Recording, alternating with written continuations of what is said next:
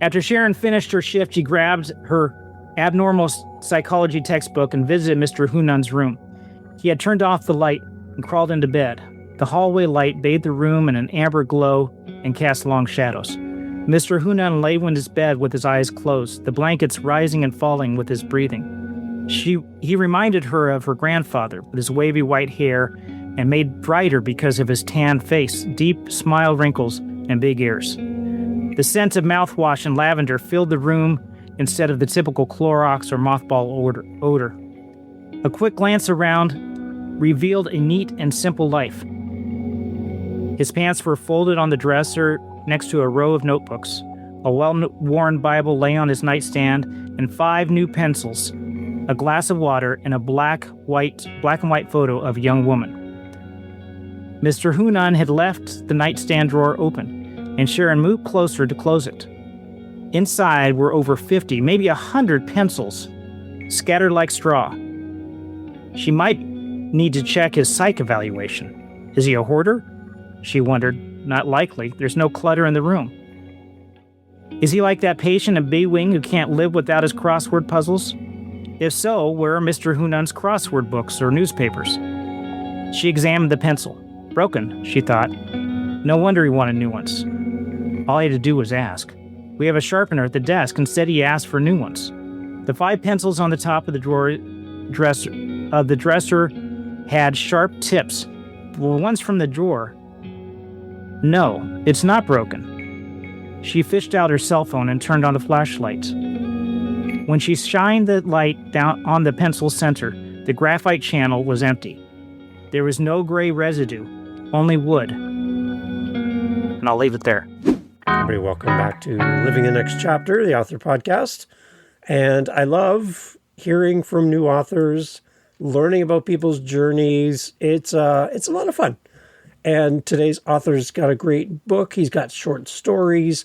If you love sci-fi, and you're like, oh, and you've heard of somebody named Newton. Well, this is another Newton. John Newton's here. I'm excited to have him on the podcast. We're going to be talking about a lot of different stuff, and I'm sure you're going to love this author. John, welcome to the podcast. Welcome to Living the Next Chapter. Thank you for having me. Excellent. Now, one thing I noticed on your website, John, I love your site, by the way, is there's a little bit about you, and there's something about high school where you went to, where you graduated. Wait, there's like a huge number of schools you've been to growing up, but you graduated from high school in a place that I have never been, and it just seems so far from where we are today. You graduated from high school in Cyprus? Is this true? What's going on here? Right. So this is the island of Cyprus. When I told somebody about this when I used to live in California, they'd say, oh, yeah, Cyprus, California, that's just up the 5. You know, this kind of... And no, it's not local. This is the island in the Mediterranean Sea. So how in the world did I get sent out there? Well, if you get detention enough times, they will send you there because they don't even want you in the U.S. They like extradition policy. No, That wasn't it. My dad was working as an engineer in Saudi Arabia. He's actually here stateside first. Then he went to install the system that he was working on with the whole group that he was working with. And that was in Saudi Arabia. This is back in the 80s.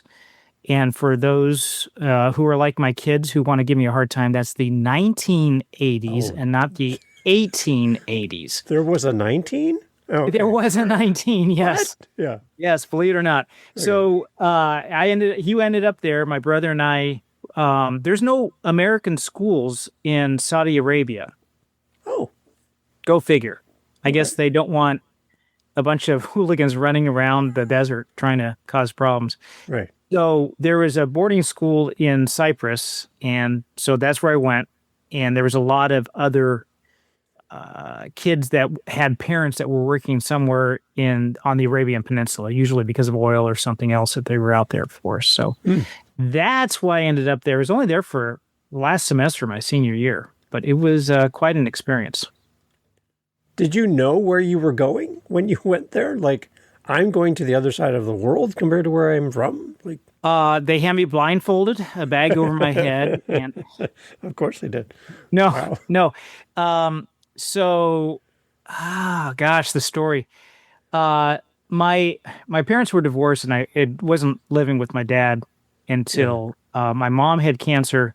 She died of cancer when I was 16. My brother and I moved in with my father, and we were with him a short time, and he was working on the project here in the United States, and he asked if we wanted to go with him overseas, and we would be in a boarding school because we wouldn't be with him in Saudi Arabia, but that was the case. And we both said yes because, why not? Yeah, why not? How many times are you handed an opportunity like that? So that was the idea. Wow. That's just a very unique place for two young guys to be, and disconnected from like the normality of where you lived previous to this. And that just seemed like a little bit of an adventure as well, right? It was, and it was really interesting seeing the history here. I'm sure that you see it in Canada as well. Yeah. There's not as much. I mean, there's history here, but it's not persistent history. Like you have Indian mounds here in the Ohio area, and there's other things here or there that you might be able to find. And you go down to Central America, you'll see a lot with the pyramids in there and so forth. But you don't have the persistent history like you do in Europe, in other places. Yeah. And so that was interesting. You think of Cyprus. Cyprus goes way back BC and further, maybe even before the age of writing, some of the history that's there. So it's very interesting. How did that experience being over there and going to school and all that, how did that shape you? Like, how did that kind of impact you as an adult? Well, I do have a love of history, and it's because of being around to these different locations. With history, some people say, it's a bunch of dates and names and stuff. No, it's stories. Right. And sometimes history can be more interesting than a novel because not only is it real, but there's some twists and turns in there that you may not have expected just reading what the history is going on. And then if you're at the location too, you get to see and taste. We had a chance to go to sail some of the Greek islands there too. And I'm not a rich kid or anything. Don't get me wrong, but I did have that opportunity. And so we sailed some of the Greek islands there, and you get to see Rhodes, Kos, Simi, and some of the other places there. And also having the history. A lot of that history I didn't even realize until I got back. Wow. Yeah, I love history. I love hearing the stories of what life was like and how people survived and how incredible they made what they made with what they had. And you're like standing there like going, how could we even make this today? Like, there's no way with all of our technology and tools and equipment, how would we even start to come up with this? And these people created this back then. It's like, and standing there and putting your feet on the same place. That's right. That's cool when you think there's so much that had happened in that spot you're standing.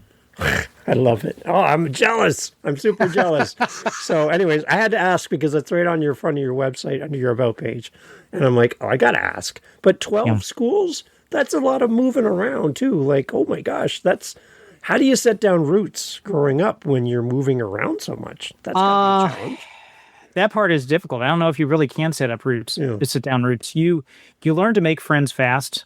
You learn to adapt, move into the situations.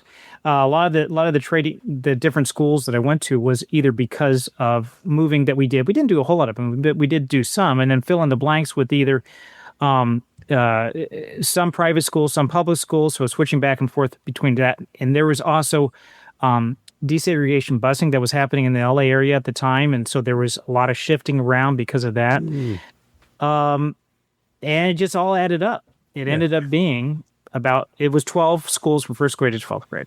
Wow. That's a lot of change. That alone has to have an impact on you as an adult as well. Just adapting and learning new spots and being a different you every time. I know when I moved growing up, you'd walk into a new school, a new environment. You could be anything you wanted to be because nobody knew you. Your other school, you could have been quiet and shy. In this school, you could be out loud and excited and exciting, right? Nobody knows you. It's a clean slate every time you move, right? Yeah. Well, it's a clean slate, but one thing that you discover, I think, when you do that, you do discover a bit of who you are. You do discover your nature because you are transplanted in these different locations. Yeah. And even though the locations change, you find out what doesn't change. And there's certain parts of your personality that are consistent throughout. Yeah. You're right. There's anything like past history or stuff like that, that's washed out and you start afresh. Right. But I do like stability too. There is something really to be said for that. And that's having moved around so much when I was younger, there was a desire for stability to say, okay, enough said. Let's lay down some roots. Okay. So yeah, when everyone heads over to your website, links in the show notes, you will see what I'm reading and go, wow, now I know the story behind this and why John threw it on the site, because there's a reason. So I always like to read this kind of stuff and go, there's a reason why John put that there. I want to ask. So that's good. Excellent. Well, now I feel informed. This is nothing to do with the podcast in the content what we do. But I had to ask, let's talk about your journey as an author then, John. We have authors that are listening to the show. They want to be where you are. They want to be published. They want to get to the end of writing and get to the point where they can talk about their books like you're doing today. But it seems like a far off journey that they'll ever make it. Had you listened to a podcast or a conversation before you started writing, what would have been helpful for you to hear from a published author back when you first started? I think the thing that helped out the most, and this is also something that helped out in college, is even though being an author, it's a task, it's a lonely task. It's a task that you do yourself, right? Yeah. And often you need to cloister yourself off into a place where you don't have too many distractions, that you can focus on the story and hammer it out. But there's another aspect to that too, and that is if you are able to get involved with a writers group. In my case, it was a local writers group, and they have been fantastic. One of the things that they would do is to challenge you if you have regular meetings. If you got to present something regularly, it's like I got to write something. So now you've got an impetus to want to keep writing. You got that going. You get feedback. Your blind spots are taken care of, and also now most of the writers in our group are published, and it's another part of the journey entirely. While still trying to write at the same time, now I've got to get out there with people, book signings, and it's not just enough to put your book on a distribution site like Amazon or something like that. You need to be able to do some form of marketing, which I am awful at. I don't do well on marketing at all. So having this group there to remind and stuff like that, it is, I say 100%, try to find yourself a good group and stick with them. Okay. How did you find this group? Oh man, it's been so long. I don't know. Because that's one of the things I hear, like people come on and talk about this, and then the listeners like, that's great, but how the heck do you find a group? I didn't even know where to look. Yeah. Well, I started off with one group. It was online.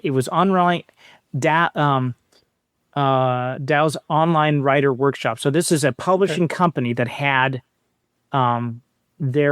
they had a place to kind of like incubator site to have writers do their thing. Well, then they divested of it, and it just became online writers workshop for science fiction, fantasy, and horror. And you can look it up yourself. I believe they're still there because I've gotten back on there a couple of times. And they do a critiquing system. You critique somebody else's, you get a certain number of points, and once you have 3 points, you can post yours. And that way, everybody gets at least 3 reviews on their stuff. And that's good for shorter things. But if you can find a local group, and the way that I did is I just looked it up to see, okay, in our it wasn't in a library, it was in a Center for the Arts, and this is small town stuff. We still had it ourselves, and there's a writing group there. Got involved, and that's how I found them, was just look in the local paper or look in the local website, see if you can find it. So if you're an author and you can't find one, then maybe you need to start one. Go to a local bookstore, post on the bulletin board, hey, looking for authors to get together. We'll meet here in the bookstore, have coffee, and talk about writing. Maybe that's up to you to create, possibly, if you can't find it. Good point. Yeah, there you go. Okay. Well, we've just helped somebody, hopefully, with that. I love the idea of community. I think you're right. Like, a lot of authors tend to write on their own. It's very, it's you're just you and you're writing and there's no one else there with you. But I think you learn more and you're accountable in a setting when there's other people in the room, virtually or in person, where they keep you on task. They're like, hey, John, how's the book? How's chapter 3? Right. Struggling, right? Well, they keep coming next week. Hey, how's chapter 3? How's chapter 3? It's just kind of nice to know there's somebody there to be accountable to, right? Yep. Yeah, that's good. All right, so let's talk about your book then and what this is all about. Why is sci-fi so important to you? It's so important. It's in the name of your website and everything. What's your passion and love affair with sci-fi? Where does this start? It probably came back from some of the old shows I used to watch when I was a kid. There's the classics that a lot of people, other people that would have picked up on that too. You got Star Trek, Star Wars, and for me, it was also Doctor Who was in there. And then you had a smattering of others that were there as well. And stories started generating in my mind. It's not just fan fiction, not that type of thing, but other stories that would pop in. I said, man, how would that go? And I started hearing like the dialogue in my mind and the settings and the different technology that would be there. And that was back in high school, and it just kept developing from there. Okay. One of the things I saw on your website too is you have a whole bunch of short stories on your site. Now, are these just like baby book ideas for you that you're playing with? Are these intentionally short stories that have nothing to do with what you want to be writing in a novel format? Like, is there a connection between your short stories and the future of what you're going to be doing as a writer as well? That's a great question. One of them, at least, maybe more, one of them is directly related to the first novel. Okay. And it was a chapter that I kept trying to find. It was a really good chapter, but it never found a home within the novel. It always seemed like it was kind of forced. Okay. So they say in writing, be willing to kill your darlings. So I thought, I like this one so much. And usually the way I handle killing your darlings is I take that chapter or scene or whatever, and I put it into a folder and say, okay, I didn't kill it. I just put it to sleep because I don't have the heart to kill it. Time out. Right. Yeah. So this one, though, I thought, this is self-contained. It makes a good short story. It's like a flashback. And in the main story, there's a boy who inherits a stone that can heal anything. And this is the backstory for that. It's about how his fifth great-grandfather, Juan, discovered the stone. And what he did with it. And it had a couple of things with him, but it made a complete story in itself that could work as a short story, and so that's why I have it out there. Okay. All right. So are you writing short stories at the same time writing a novel, or are they two different activities completely?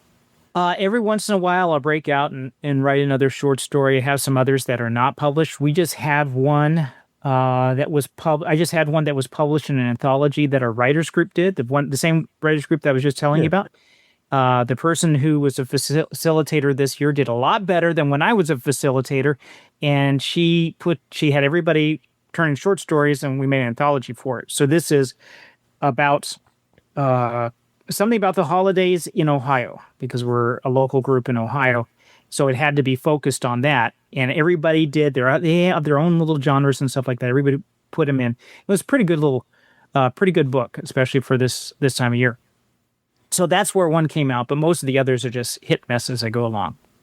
That seems like a different story format than what you write in, though. Was it a sci-fi thing that you did for that project? Was it like a sci-fi thing? No, I took historical. So the genre of this series, the Shadows of Time series, is historical science fiction. Now, Let me ask you a question. All right. How do you get historical and sci-fi together? Well, that's what I was going to say to you. You stole my question. Yeah, because I know historical fiction, but historical sci-fi, unless you're watching old reruns of Star Trek, that would be a version of historical sci-fi. But no, I don't know.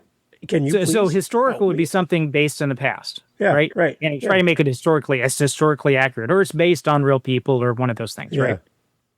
And sci-fi is usually in the future because it's either spaceships or aliens or advanced technology or some other mechanism that's going in there that's just the window dressing for what happens. And sometimes the advanced technology itself is the impetus for the story.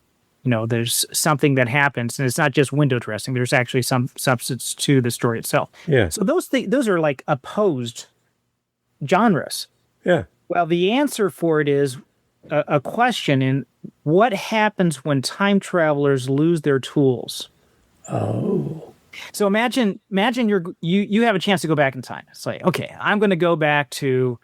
Do you have a famous or a favorite historical past that if you could go back in time, where would you go to?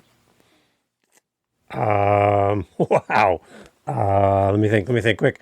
It would probably be music related. So I would love to go back to like Woodstock because that sounds like it was crazy. Sure, let's do that. Okay, Go to Woodstock. let's go to Woodstock, and you dress the part because you don't want to. You don't want to ruin time. I mean, you don't want there to be some kind of temporal my phone anomaly out, or doing something with my phone or nothing. Yeah. So you take your phone. So let's say you take your phone. Okay. And you got it kind of hidden down. You're kind of like taking pictures, looking around. Yeah, what you're going to be. So I'm going to record, man. That's my favorite. Yeah. One of those things that people say you don't want to cause a time paradox and whatever deal is going to happen with that. Right? There's 3 different ways that those are dealt with in science fiction. We're not going to get into that, but with something bad's going to happen if they find out. So you get back home and it's like, oh, that was great, and you relax and where's my phone? Oh no. Now, imagine if the battery lasts, what kind of problems that would cause. Yeah. So now we have historical science fiction. Something in the past. You've gone in the past and it's about you, that event. So now I've got to do research. I'm going to write about that. I've got to do research about Woodstock, who was there, what was going on in the crowd, what was the place, what was the weather like, all those kind of things going on with it to be able to paint the right picture for it. And the conflict here is you forgot your phone. Like that never happens, right? Okay. There you go. Feels like a little bit like Back to the Future kind of premise, a little bit. There's some of that, yeah. There's a little bit of that in there too. Yeah. Going back in time, the DeLorean, something happens, right? There's a little bit of that too, I think, in that description. Okay. So that's kind of the premise for what interests you as a writer then. I guess I should make it broader than that. That's what it is for the series. Oh, okay. But then as a writer, there's usually the what if. That's the part of science fiction is what if, and then fill in the blank. Okay. And not like mystery would be who done it, would be and the science fiction, the answer is, or the question is, what if? Okay. What's your big vision for this series? What are we, as a reader, what are we anticipating? How many books in the series? Do you have an idea at all? So there is at least 6. I have actually more than that planned out because the main character in this is Francisco. He is a teen that's orphaned in medieval Spain. He inherits this stone that can heal anything. And so he is asking the same questions that anybody else would ask. What do I do with this thing? It ends up that he is one of 6 to do something. I've got to be very careful on what I say because I don't want to mess it up. But he is instrumental in doing this. He is the one, the chosen one or whatever. But he is instrumental in doing this. And the people that are involved in this realize he is. And there's somebody else that's instrumental in the Empire of Mali in Africa 150 years later. So he is the one of 6 in 1212 AD Spain. Ramada is the 2 of 6 in Africa in 1354, I believe. And then there is somebody else I can't say who because it'd be a spoiler. You have to follow the Aztec Empire, and it keeps on going like this. So they're looking for 6 altogether that are going to be instrumental to do this thing. And they comment. You can almost think of it being like the Avengers, where you have each superhero has their own movie. type of deal. Okay. Well, this is the first guy, Francisco. It's like an Iron Man. And then you get the next one, and that develop that character, and then so forth. And then there is something at the end, everything coming together. So in that's different time periods, too. in different time periods, yes. Yeah, that's interesting. Okay.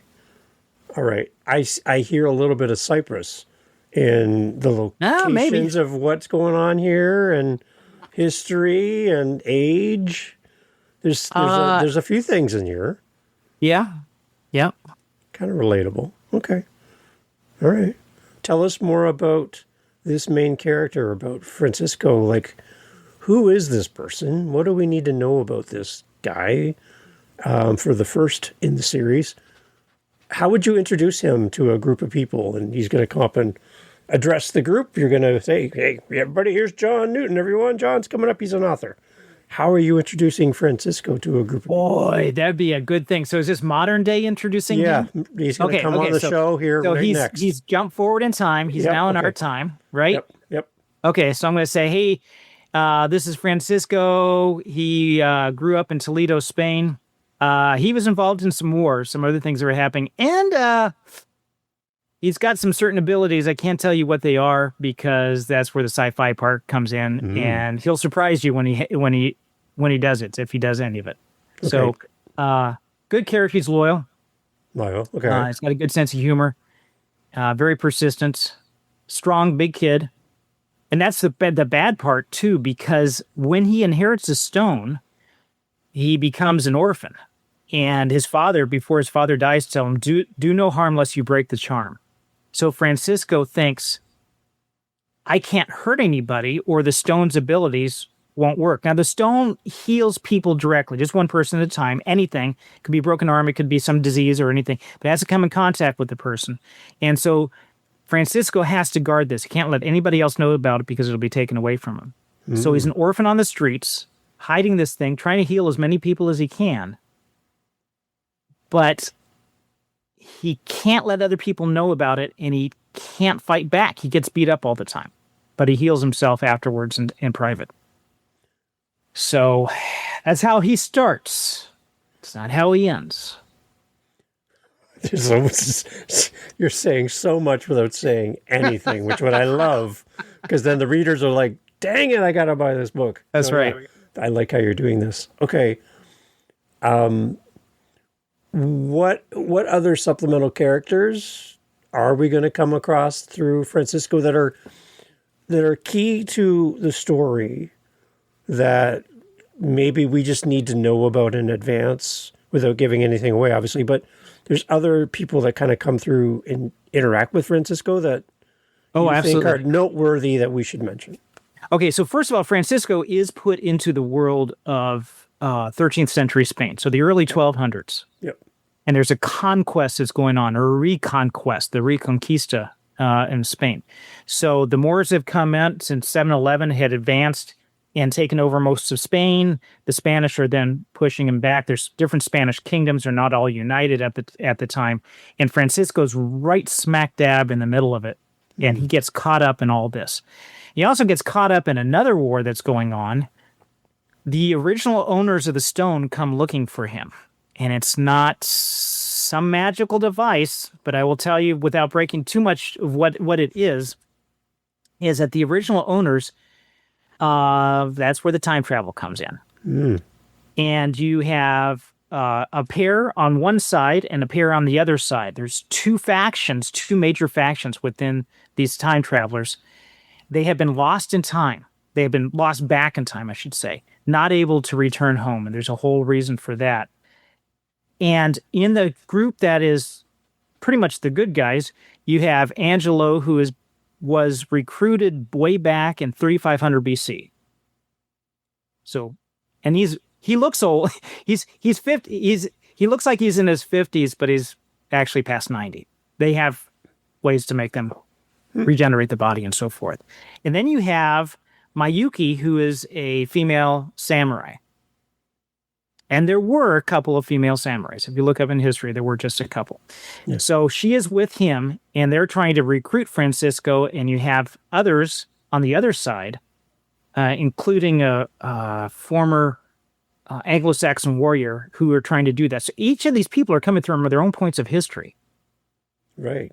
And they had different technical abilities, implants that give them special abilities that will allow them to hopefully recruit Francisco. Okay. All right. Your ideal reader, who do you envision is going to fall in love with this story and your characters, age-wise? Kind of unpack for me a little bit more for the reader. I want them to leave this conversation going, this book is for me, and I know somebody else is going to love this. So, explain to me, who's your reader? Okay, so and this is difficult because I've had readers across the board. Okay. All ages. Yep. Male, female, it doesn't matter. But it seems like the ideal reader would be between, even down to 16, but 18 through 35 or older, male. And I don't have it yet. I'm struggling to get it done, but I will have it done soon. Audiobook listeners. So that seems to be a big thing for somebody sitting down, just chugging through, especially when the whole series comes out. You'll just be able to binge the whole thing, and that's the ideal. So this is an awesome segue. You just set me up right there with a nice pitch across the plate. You're going to be voicing your own audiobook? That's the plan. Now, there are a couple of there's at least one other character that I'm seeing if somebody else could do that. Yeah. She's agreed to it. It's a female character, I think, that frames it and sets it off well. Okay. But the others would be me. Okay. Now, we pre-arranged this, but can you read us a little portion of the book in your best audiobook voice as the author? Because I love to kind of share with the audience a little taste of the book. And if you could kind of set it up for us so we kind of know where we are in the story roughly and anything that kind of leads up to what you're going to read to us. Okay, so this is the very beginning. It's actually modern day where it starts. Okay. Oh, okay. And this is the part that I would have someone else read for me with a female voice, because it is from the point of view of a nurse who is at a nursing home, and there's this character that's there that he's a John Doe. No one knows who he was or where he's around, but there's some mystery involved with him, and he sets it off. So, okay. Nursing assistant Sharon Lazarus stopped processing insurance records when she heard a squeak coming down the dark corridor. She peered into the darkness for the source, but saw nothing. The residents had gone to bed an hour ago. No one should be up. Gnarled fingers reached over the countertop in front of her. Sharon flinched. The fingers snatched a pencil and disappeared over the edge like a trapdoor spider. The thin, wrinkled fingers reemerged and searched for something else to grab. Sharon shot a look at Tamika Jones, who everyone called Pixie, a heavy-set black nurse sitting beside her. Pixie rolled her eyes with a heavy sigh. She glanced at the clock. "Uh-huh," she said. "It's 11 p.m. She opened the drawer, took out a handful of pencils, and placed them on the counter. "That's all you get," Pixie said. "Lord knows I shouldn't support your addiction." The fingers with neatly trimmed nails retreated, and the hall echoed with the fading squeak. Sharon watched the old man push himself back into his room. She stood to walk around the counter when Pixie held her back. "Let him go," Pixie said. "But he's not feeble. He needs the exercise." Sharon sat down. "You've never worked nights here before, have you?" Pixie asked. Sharon shook her head. "No, only second shift, and I'm hoping I don't have to work every night." "Well, honey, let me tell you, if you do, every evening before 11, you better have at least 5 pencils ready, or you'll never hear the end of it." "Why?" "He's our John Doe," Pixie said. "Government support. 3 months ago, he shows up at County General. Can't find anything wrong with him, so they sent him here. Don't even know his name. Kelly called him Mr. Who None, because they don't know who he is, and none of them will tell us." She flashed a smile. "The name stuck. Better than John Doe. The government won't pay for a long-term hospital since he's healthy for his age. Other than he can't walk or remember his name or where he came from. Sweet old man. Gentle as a breeze, except You better be ready with the pencils, or he'll be falling around all night. After Sharon finished her shift, she grabbed her abnormal psychology textbook and visited Mr. Hunan's room. He had turned off the light and crawled into bed. The hallway light bathed the room in an amber glow and cast long shadows. Mr. Hunan lay in his bed with his eyes closed, the blankets rising and falling with his breathing. He reminded her of her grandfather, with his wavy white hair and made brighter because of his tanned face, deep smile wrinkles, and big ears. The scent of mouthwash and lavender filled the room instead of the typical Clorox or mothball odor. A quick glance around revealed a neat and simple life. His pants were folded on the dresser next to a row of notebooks. A well-worn Bible lay on his nightstand, and 5 new pencils, a glass of water, and a black and white photo of a young woman. Mr. Hunan had left the nightstand drawer open, and Sharon moved closer to close it. Inside were over 50, maybe 100 pencils, scattered like straw. She might need to check his psych evaluation. Is he a hoarder? She wondered. Not likely. There's no clutter in the room. Is he like that patient in B-Wing who can't live without his crossword puzzles? If so, where are Mr. Hunan's crossword books or newspapers? She examined the pencil. Broken, she thought. No wonder he wanted new ones. All he had to do was ask. We have a sharpener at the desk. Instead, he asked for new ones. The 5 pencils on the top of the dresser had sharp tips. Well, one's from the drawer. No, it's not broken. She fished out her cell phone and turned on the flashlight. When she shined the light down on the pencil center, the graphite channel was empty. There was no gray residue, only wood. And I'll leave it there. Oh gosh. oh, come on, John. That's okay. See, I knew you were going to do something like that. That just makes everybody lean in and go, I'm holding a pencil. I'm like, yeah. How do you get it out of there? It's good visuals. Wow. Thank you. I want to know who's in that photo. I'm like, there's so much. I have so many questions, but no, we can't give it all away. We got to buy the book. That's why it's there, right? That's right. That's right. Okay, so what are you most proud of for this book? As you think of the audience, as you think of who's going to be reading this, what brings you joy when you see that this is complete and that it's leading to more stories in the future? Your proud moment as an author for the Healing Stone. Wow. That is a tough question. I don't know if I have a good answer. Well, when I do book signings, it's good to see when someone's interested and it goes from there. Yeah. But then to have a response back, sometimes I'll get emails back, people that have responded to it. And that gives me great satisfaction when I see it, because there are deeper messages to this story that are there, but it's not done in such a way that they drive or ruin the story. I think they just naturally flow out. And when someone catches something that's going on behind the scenes, I think that's where I feel like, okay, we did it. That's good.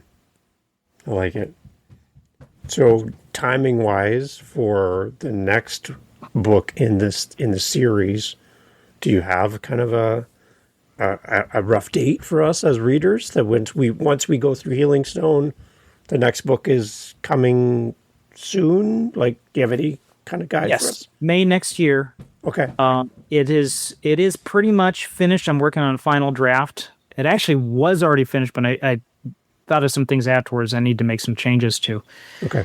So it was previously edited and everything. I didn't have a cover for it yet, but then it's that close where it's just a matter of polishing it off. But May is the date, and then the third book, which is already the third draft of that has gone through, is follows that. So wow, they're pretty much already laid out. It's just a matter of executing it. All right. So before I ask my last question to wrap up, I really appreciate your time, John, to make time to do this. Your website, I mentioned at the beginning, I love it. And there's lots of great links here. Talk about your website. Where are we sending our listeners to come and check you out and follow your journey as an author? Take us through the website quickly. Okay, so it's fairly simple. You've got novel, short stories. I also have a YouTube channel, Newton Sci-Fi. So that's Newton, Newton, Sci-Fi, no dash.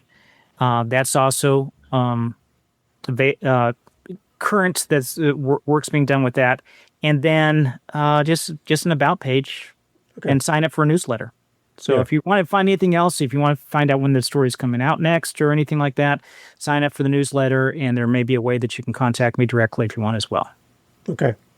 Let's part out with this then, John. Your love letter to the audience, to the reader. They just bought the book. It arrived at the front door.